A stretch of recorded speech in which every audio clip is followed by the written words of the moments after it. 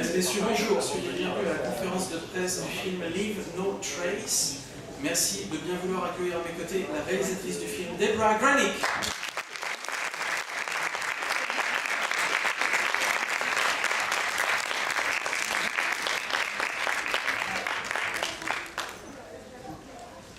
Merci de bien vouloir couper vos téléphones portables et les mettre sur silencieux. Merci de bien vouloir lever la main afin que nous puissions vous donner la parole. Please turn off your mobile phones or put them in silent mode and raise your hands so that you can give you the microphone. Monsieur.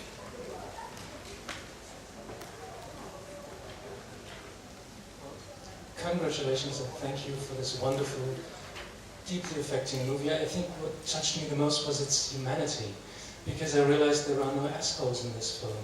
How refreshing.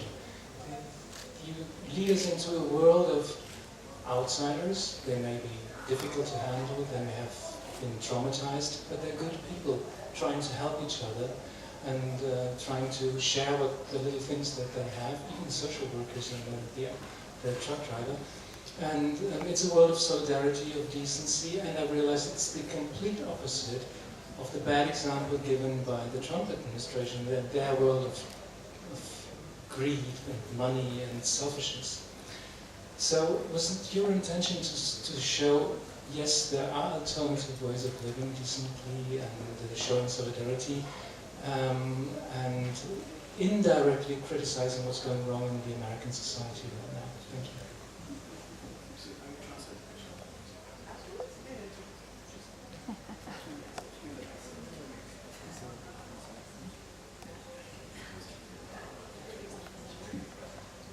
Feeling guilty answering without the French translation, but so I started the film before I knew about a Trump that could ever possibly, have a regime. So I only knew him as an unfortunate person in finance and on television in an additionally unfortunate way. But as I was editing this film, of course, it felt powerful. As we were doing so much takedown, even alongside Trump, internet culture and digital culture has also, tweeting has also facilitated a huge amount of takedown culture, right? Not seeing people in the eye, not being able to ask for things directly. So as I worked on this film, actually, it grew into that. It strangely dealt with those subjects that I could not have seen as being as meaningful to me and others when I started the film. La question portait sur le fait que monsieur félicite la réalisatrice sur son film et il nous dit qu'il trouve que c'est un film dans lequel il y a beaucoup d'humanité. C'est un film qui traite, dans lequel on voit des personnes en marge de la société, des personnes traumatisées par ce qu'ils ont vécu, des personnes qui, comme vous le savez peut-être, sont atteintes de ce syndrome PTSD, le Post-Traumatic Stress Disorder, qui est un syndrome, une maladie qui touche les personnes, un traumatisme qui touche les personnes généralement les personnes qui reviennent de la guerre. Et malgré cela, on voit ces personnes qui sont des personnes avec un bon fond, avec de bonnes intentions, de bons sentiments, qui ont été traumatisés, mais qui ont ce fond qui est bon et qui essaie d'aller de l'avant. Il y a une véritable solidarité entre les différentes personnes qui sont atteintes de ce stress, de cette maladie, et il y en a beaucoup malheureusement aux États-Unis.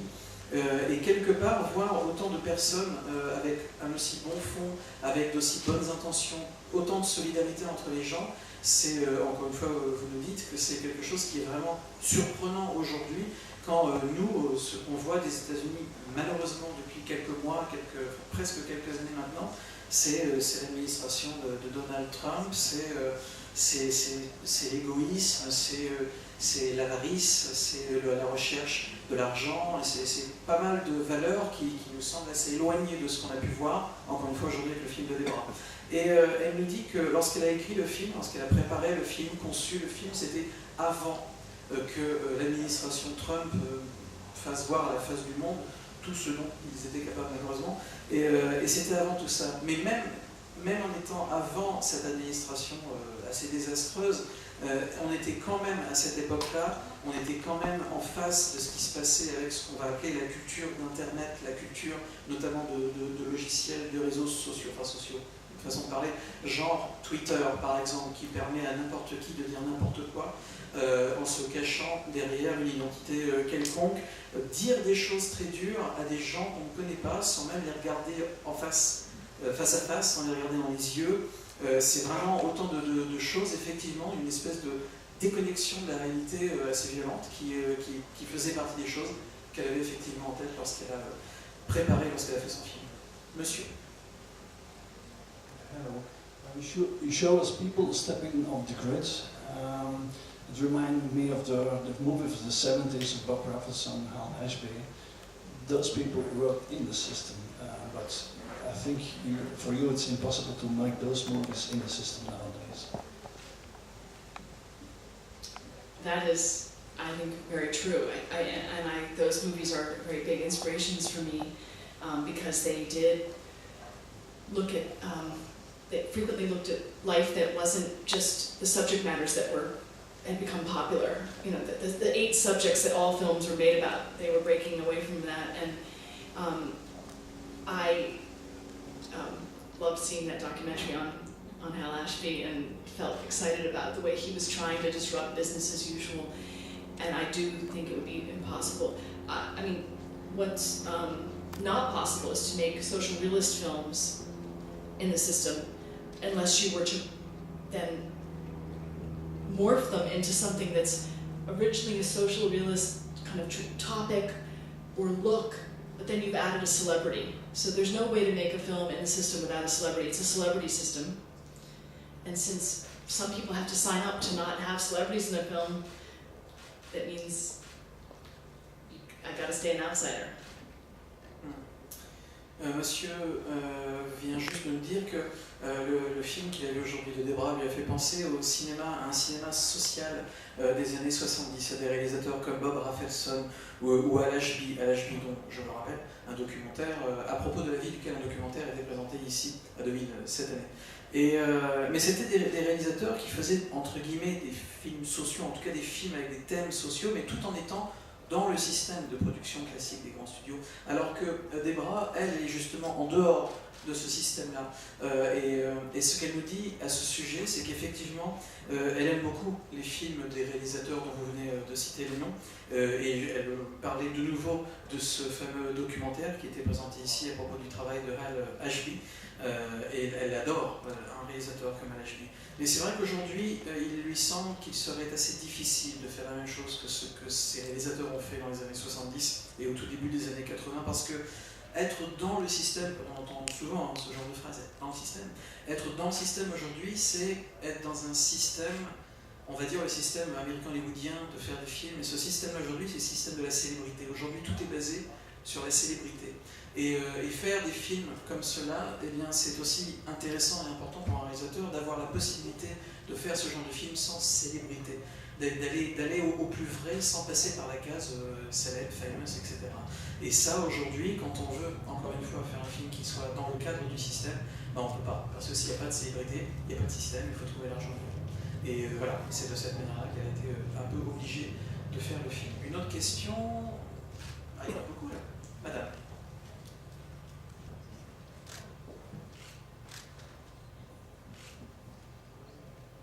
Bonjour, d'abord merci pour ce film que je trouve aussi plein d'humanité et d'optimisme. Surtout que la sélection de cette année, comme un peu celle de l'année dernière, nous a montré quasiment que le cauchemar américain. Bon, entre ceux qui sortent de prison, qui fracassent la tête de leurs femmes, les enfants persécutés et inscrits sur le gâteau, ceux qui sont dans le couloir de la mort. Je trouve que votre film voilà, apporte vraiment, quel qu'en soit le sujet, une note d'optimisme parce que on voit que c'est l'acceptation de la différence et que la fille ne rejette pas son père, elle lui laisse la liberté de mener la vie qui lui convient. Alors moi je ne savais pas que le film traitait de la maladie qu'on a citée tout à l'heure. Donc j'ai bien entendu une fois qu'on parlait qu'il avait été soldat, mais je veux dire, moi je l'ai pris ce film sans savoir cela, quoi. Je trouve aussi que l'actrice principale donc, joue avec beaucoup de sobriété et d'intelligence. Et je voulais savoir comment vous l'avez dirigée, ou est-ce que vous avez eu besoin de lui donner beaucoup de directives pour jouer son rôle? Well, first of all, this lady says, hello, thank you for your movie, full of humanity, full of optimism. And also the fact that she was, actually it says she was very happy to see this movie here, full of optimism, which is kind of a drawback from the selection of the festival, which this year kind of show mainly the nightmare that looks like what America has become nowadays, and prison and child abuse and all these themes that we have seen very much. And I would actually add something personally. I think, je vais d'abord dire en français. Je pense qu'en fait, très souvent, les films qui sont présentés en compétition à Deauville, il y en a pas mal effectivement qui traitent de thèmes justement durs, des gens qui ont du mal à s'en sortir, qui ont du mal à faire ceci, qui ont du mal à faire cela, qui sortent de prison, de la drogue. C'est vrai que ce sont des thèmes qu'on retrouve souvent parce que les films de la compétition, ce sont des films indépendants en général. Et les films indépendants, c'est des films où il n'y a pas beaucoup d'argent, qui sont faits par des réalisateurs ou des scénaristes qui n'ont pas beaucoup d'argent eux-mêmes. Et en général, quand on écrit un premier film, c'est souvent des premiers films, on écrit surtout de ce qu'on connaît soi-même. Et donc forcément, ce qu'ils connaissent eux-mêmes, c'est la dèche, c'est dur, c'est difficile. Et quelque part, c'est normal que ça se retrouve, qu'il y ait un miroir dans la sélection. So I was just saying that, very often, first-time directors talk about what they know first and foremost, personally, and what they know first and foremost is, life is hard. And that's what you see on screen, life is hard, life is, tricky, it's tricky to find money, and all these kind of things. And yes, your movie is actually kind of the opposite of that, and it's very refreshing, so thank you. And the question is, the daughter is actually, she leaves her father free to do what he wants at the very end, which is very nice. And this girl is actually playing in a very sober way, very simple way. She doesn't overplay, her role. And as a director, how did you direct her? How did you work with her? Was it her first time acting? How did you find her? Maybe you can talk to her. Talk to us about it. Yes. Well, thank you so much for your comments. And I think that I'd love to talk about Thomas and Tom Mackenzie. She's from New Zealand, so she's full-fledged Kiwi. And I found her, it was very surprising because I do receive auditions that are, electronic submissions, so I get it as an email. And I didn't know that when I opened hers, I just didn't know that it was from another hemisphere, it was unexpected. And she's done some acting in New Zealand, and she also, her family members are involved in the culture-making scene in New Zealand. So she's been exposed in her life to seeing projects get made, seeing her parents work on films. But she really brought a lot of her own youthful imagination. She read the book and the screenplay very carefully, and she had an excellent conversation with me, which matters so much.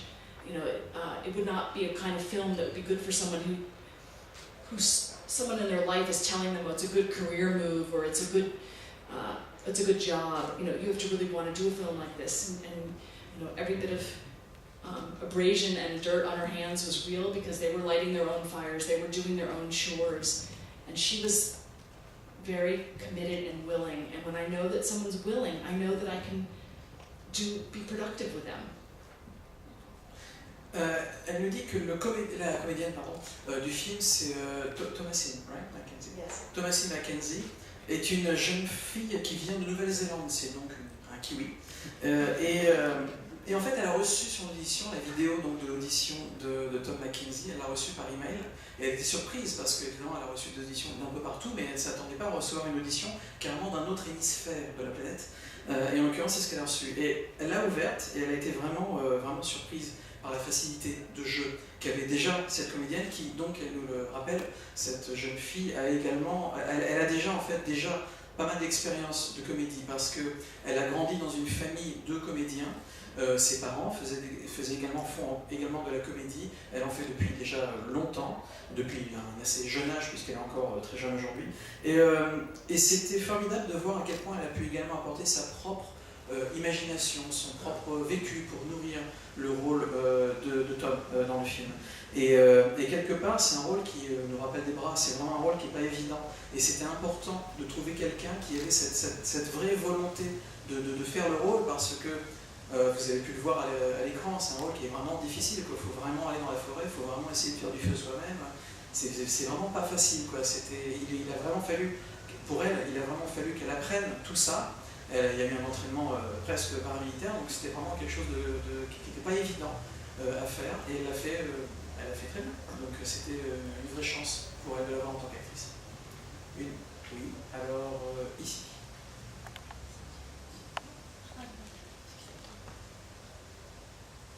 Bonjour, bravo pour votre film qui est magnifique.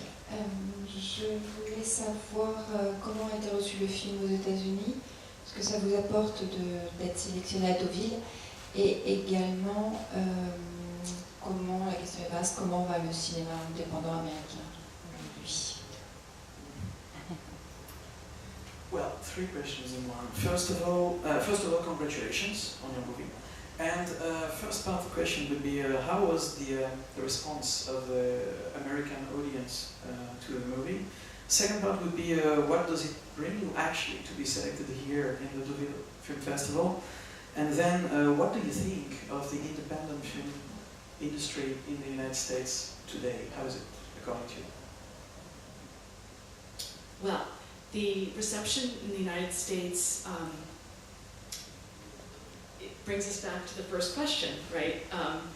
That it felt good to know that people really will help, right? That we, after a lot of division and suspicion and feeling extraordinarily alienated and from one another, really it actually feels good to help. If people can help, they will. I mean, it's like, this is such an old-fashioned thought, it sounds so vanilla, but it's been forgotten that that's a capacity that to help someone, if you can, actually most people will do it, you know? And you wouldn't know that if you absorb sort of what gets flung and hurled between people these days. So do you want me to stop between them? Oh, okay. All right, so that was about reception in the United States. About being here, you know, I will tell the festival organizers, you know, it's remarkable to be invited someplace and be invited back, and to have the three narrative films or fiction films that I've been responsible for making be acknowledged here. You know, that feels, it reminds me of this huge legacy of American jazz musicians being supported in Europe or in France when they couldn't always get the support at home, you know, and so it feels outstanding because it's people far away that don't, you know, you don't connect with, you don't know they know of your work, you know, there's still that distance, and so the acknowledgement and the invitation means that someone's seeing the work, someone's appreciating, it's resonating, and so it really builds your self-concept, you know, to think, you know, the stories I like to tell, they reach over here and people respond to them, so it's very inspiring, you know, but I think it builds the self-esteem to say, I'm a culture maker, I'm a filmmaker, I make work, and I'm included in the program. And for the film? And for receiving things, for the film world in the US, indie world. So it's a curious time, right? Because streaming is changing things a lot. So I would say 2 years ago, everybody wondered whether anyone would ever physically come to a theater again. You know, I don't know what was happening exactly at that in Europe with that situation of the idea that it was almost a weird thing now to come and watch a film in public, you know. And then I've seen this now throughout my travels. I was so inspired, like in London, they have a new kind of cinema, physical brick and mortar cinema chain called the Picture House. And the reason you come to the Picture House is because you can meet in the lobby. You can have a glass of something. You can talk about the film right then and there. You can come with friends. You can make it, you know, physically excellent. See the film huge, the way that we all dreamed, and the way that for the last century it was imagined that as an art form that cinema would be projected large, right? That it would engulf you, that the sound would be good, and that you would be absorbed and you wouldn't be distracted. You wouldn't look at your device, you wouldn't do your chores, you wouldn't glance over while you're, you know, trying to cook dinner and look at a little bit of the film, you know. And I've seen a few of those even pop up, even with the brutal real estate of New York. I've seen some of those same small places crop up where you could come and enjoy the film in the original way, right? And so it's an odd moment, you know. Unexpected good things have been happening with certain documentaries about important topics circulating, getting bigger audiences. I can't give a good summary. I think there's like hope and trauma at the same time. Streaming can represent the absolute, complete termination of projected cinema, right? If the streaming corporations are going to go at war with exhibition, and I think the whole world is counting on the French to hold the ground, you know? Because that's where I see the threat, is that why not coexist, you know? Why do the streaming corporations have to follow the model, the prevailing model of real corporate tyranny, you know, just so. My hope is that there could be this resurgence of this old school style of wanting to gather in cinemas for people. It's like people who still like vinyl, right? LPs, you know. But those who want to keep that alive, you know, we've got to do it as a global community. I really believe.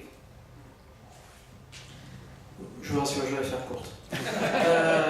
La réponse, I'm going to try to be short, the translation. La réponse, tout d'abord, en ce qui concerne la réception aux États-Unis.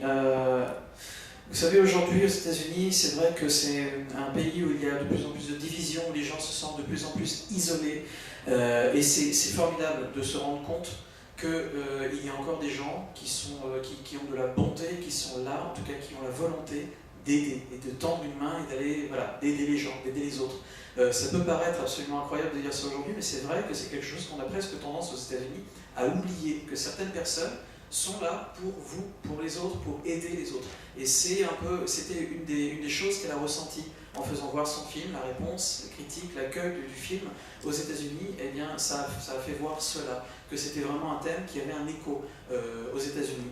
Donc, quelque part, c'est déjà l'accueil du film aux États-Unis a été vraiment très intéressante et très rassurante de ce point de vue-là. Ensuite, par rapport à la sélection au Festival de Deauville, elle trouve que c'est formidable pour elle, en tout cas, évidemment, elle est heureuse d'avoir été sélectionnée à Deauville, non pas pour ce film, mais pour ces trois films de fiction, parce qu'elle a également fait un documentaire entre-temps, mais pour ces 3 films de fiction, donc Down to the Bone, Winter's Bone et celui-ci aujourd'hui, eh bien, Leave No Trace, ces 3 films ont été sélectionnés ici à Deauville, et évidemment, elle parle de choses qui lui sont personnelles aux États-Unis, et le simple fait de penser que les films qu'elle a fait trouvent un écho, qu'il y ait des festivals aussi importants que celui de Deauville qui lui disent on les a vus, ça nous intéresse, on va les mettre en sélection, et en plus la plupart gagnent des prix, c'est quelque chose qu'elle n'aurait pas pu imaginer.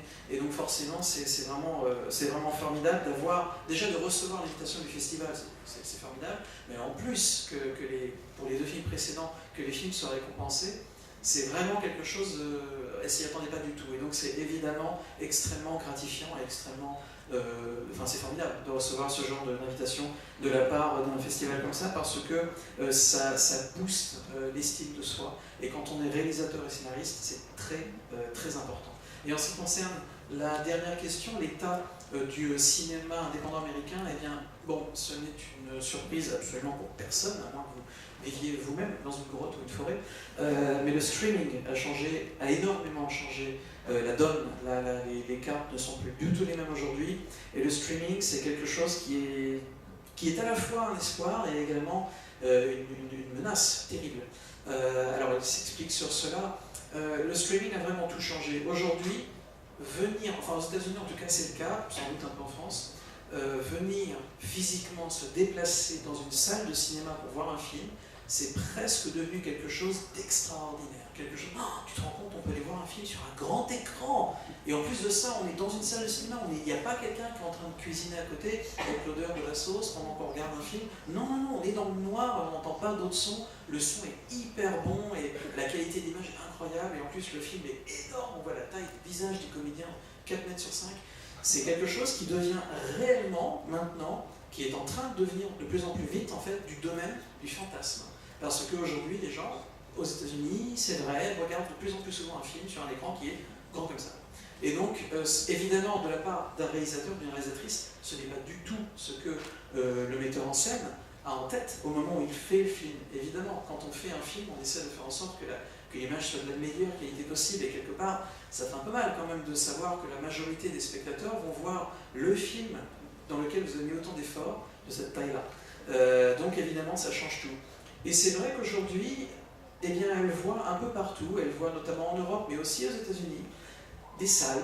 Elle en a vu notamment à Londres, par exemple. Elle a vu des salles qui font partie d'un complexe de plusieurs petites salles, le complexe s'appelle Picture House, right? Picture House, yeah. Picture House, et c'est donc en fait des petites salles de cinéma, en vrai, en dur, avec des briques, enfin une vraie salle de cinéma, un grand écran, du son, et les gens y vont et ils trouvent formidable de se retrouver à cet endroit-là, de se retrouver à un endroit qui est confortable pour voir un film, encore une fois, de grande taille, un son de bonne qualité, et puis en plus, il y a un hall d'accueil avec des tables, on peut s'asseoir, on peut boire un verre, on peut discuter avec des gens qui ont la même passion que vous, on peut discuter du film avant et après le film. Bref, des ciné-clubs, ASC, des choses qu'on connaît tous, mais peut-être que plus tard, nos enfants ne les connaîtront pas. Et ça, aujourd'hui, c'est vrai qu'il y a encore des petits endroits comme ça, mais isolés. Et ce genre d'endroit isolé, ça lui fait penser que peut-être que le film, tel qu'on le connaît, demain, ce sera exactement comme le disque vinyle. C'est-à-dire quelque chose un peu nostalgique, un peu rigolo, qu'on achète encore de temps en temps, c'était le bon temps avec les petits craquements. C'est-à-dire quelque chose qui a presque disparu, mais pas complètement. Donc quelque part, il nous dit que peut-être que l'avenir, parce qu'aujourd'hui c'est vrai qu'il y a un petit peu la guerre quand on en parle comme ça entre les tenants du nouveau cinéma et de l'ancien, en tout cas des systèmes de projection, peut-être que finalement il faut juste essayer de trouver le bon moyen pour faire en sorte que tous ces systèmes-là coexistent. Voilà, tout simplement. Que ceux qui ont envie de le voir sur un téléphone portable le fassent, et ceux qui ont envie de le voir dans une salle de cinéma puissent le faire. D'où l'importance d'avoir toujours aujourd'hui des vraies salles de cinéma qui continuent d'exister, même si elles sont toutes petites, c'est pas grave, à partir du moment où elles existent. Et nous allons maintenant prendre la dernière question de cette conférence de presse, et je ne vois qu'une main, donc, monsieur. Bonjour. Dans votre filmographie, je ne me souviens plus du premier, mais au moins dans Winterborn et dans celui-ci, vous opposez toujours la violence du monde à la paix de la forêt, de l'espace naturel, qui chez vous n'est pas un espace hostile, mais plutôt un espace rassurant. Est-ce que quelque part, c'est pas le retour, comme l'océan, la forêt, c'est le lieu des origines? Est-ce que c'est pas ça quelque part?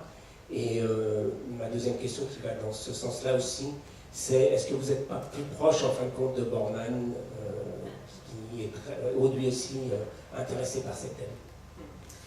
This gentleman says that in the previous movies, at least in the previous one, because he doesn't right now remember the first one, but at least in the previous one and also this one, it looks like you kind of create an opposition, you know, between, let's say, the peace and quietness of the forest, of the natural space, and the alienation of our world, you know, which is kind of hostile, you know. And do you think your movie is kind of you know, a call for you know, going back to the roots, going back to nature? And would you consider actually that, I mean, do you feel yourself close to a director such as John Borman? You have 2 hours. Are you saying I speak to you? So, let's see. You know, I think something about the idea of the quantity of violent imagery that we all are expected to ingest and manage, you know, it's kind of two-pronged. I see it as something that we can now see just so much more of what happens in the world, right, because of the way we have the ability to share images at lightning speed. But it's also becomes this stages, and this is very old in I think in cultural cycles, which is when does sort of bloodlust peak? When are we a gladiator culture? You know, when do we actually sort of want to go and see, you know, another person be mutilated, or films that really depict this, or films that rely almost exclusively on the stakes of violence for their sort of their torque or their plot to be advanced. And you know, I just think that there is room, and I think that's what part of the discussion is today. There is room for stories that are outside of that. That is not the totality of our world, even though from our entertainment world, and that's sort of what I was even getting at with the streaming, was that streaming is sort of dictating. It's not just the fact that we have the technology to stream, but the algorithm, right? The algorithm that the world is talking about. The algorithm says that people really respond to the bloodiest shows. But they're responding because the bloodiest shows, it's very hard to tease out. The bloodiest shows are also what's being made at breakneck speed, you know. That's the content that's being churned out on my side of the ocean. And so I do think that that's one really, it's not that filmed entertainment and films can really advance cultural shift or get out a political agenda, because then no one wants to see the film. But they can open up space, you know, for other stories to be told. It's just a struggle right now. It really is. It's we've become, I think, very habituated to having the threat of violence be what keeps us hooked to a story. And I don't know how to undo that, really, but I'd like to be part of the small community that works on that problem, you know. And the Boorman, you know, such an interesting filmmaker, for all the ways that he was looking at stories outside of some of this, some of the genres, you know. And you know, I don't know if I can say that I feel a connection other than, you know, impressed that he was someone who always looked at subject matters that were not, you know, on that A-list of purely commercial, you know. Aujourd'hui, ce qui se passe dans le monde, tout ce qui se passe, toutes les images, toutes les informations qui nous parviennent aujourd'hui, elles nous parviennent vraiment aujourd'hui à la vitesse de l'éclair. C'est vraiment comme ça. Tout ce qui se passe, ça nous arrive. Mais malheureusement, la manière dont les images, dans les sons, dans les vidéos nous arrivent aujourd'hui dans les yeux, c'est une manière qui est elle-même très violente. Et en plus de ça, cela nous conditionne quelque part à également accueillir avec un peu plus de facilité qu'avant des images de violence, des images violentes. Donc finalement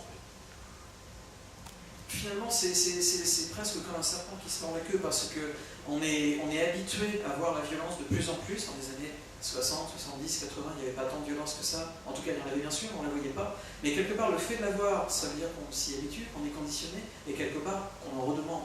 Et on s'en rend compte parce qu'elle nous dit que de son côté de l'océan Atlantique, du côté de là où elle vit, eh bien, le discours, c'est un peu ça. C'est-à-dire que, par exemple, une maison de production comme Netflix aura tendance à produire de plus en plus de shows télévisés qui sont extrêmement sanglants, qui sont extrêmement violents. Et pourquoi ils produisent ce genre de choses principalement aujourd'hui? Parce que, vous le savez sans doute, les grandes maisons de production et de streaming de vidéos aujourd'hui se basent sur ce que l'on appelle des algorithmes, donc des espèces de petits programmes informatiques qui disent que selon notre algorithme, le public il a envie de voir ça. Mais quelque part c'est biaisé, parce que l'algorithme il déduit cela simplement du fait que quand les gens regardent beaucoup de shows sanglants, donc ça veut dire qu'ils aiment ça, donc il faut en faire encore plus. Oui, mais c'est complètement débile, parce que si les gens regardent autant de shows sanglants, c'est parce que c'est tout ce qu'ils proposent, il n'y a rien d'autre quasiment. Donc forcément, s'il n'y a rien d'autre, les gens vont regarder les shows sanglants, etc., etc., ça fait boule de neige et à la fin, il n'y a plus que ça.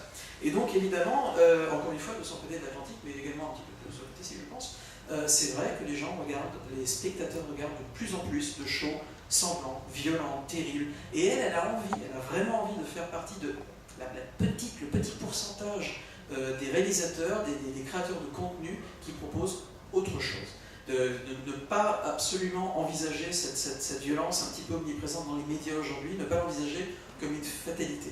Il y a vraiment, elle veut créer ce petit espace, en tout cas montrer qu'il est possible aujourd'hui que les films, que les séries, peu importe, qui proposent une autre vision, un autre discours, beaucoup plus de fraternité, beaucoup plus d'humanité, eh bien elle veut que ce genre de choses existe aussi. Ce qui, c'est terrible à dire, mais ce qui aujourd'hui n'est pas forcément évident. Et lorsque vous parlez de John Borman, effectivement, c'est un réalisateur qui l'intéresse beaucoup. Elle ne ressent pas de lien spécifique avec lui, elle n'avait pas forcément en tête, mais effectivement, en tout cas, c'est un réalisateur qui clairement a eu à un moment donné de sa carrière, peut-être, je ne sais pas, mais à un moment donné de sa carrière, a eu effectivement un intérêt pour ces questions-là, une espèce de retour à la nature, une espèce de pause aussi dans un monde qui est de plus en plus rapide et violent. Et lui justement, c'est vrai que c'est le genre de thématique, de problématique qui clairement l'a intéressé. Donc là, il y a clairement un point commun entre son travail et le travail de John Borman. Cette conférence de presse est maintenant